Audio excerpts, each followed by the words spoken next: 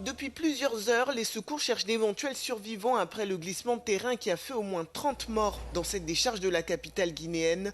Dans la nuit de samedi à dimanche, après de fortes pluies, une montagne de déchets s'est effondrée sur des habitations situées à proximité.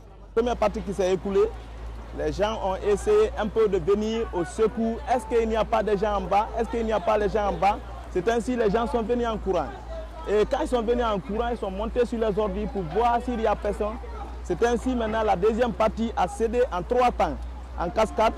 Et c'est ça qui s'est déversé sur les personnes maintenant. Le gouvernement guinéen affirme que la fermeture de la décharge avait été prévue pour ce même dimanche et que quelques jours avant l'incident, il avait remis des avis d'expulsion aux personnes vivant à proximité. Des habitants du quartier affirment, eux, qu'ils réclamaient la fermeture de la décharge depuis longtemps. Nous, la jeunesse d'Aslam, on a tout fait pour éviter cela.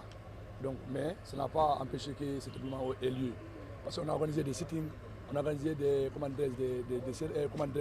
sacrifices, on a invité les responsables des départements concernés, mais ils n'ont pas pris la chose au sérieux. Donc du coup, ce qui a fait aujourd'hui cet éboulement, moi j'accuse l'État.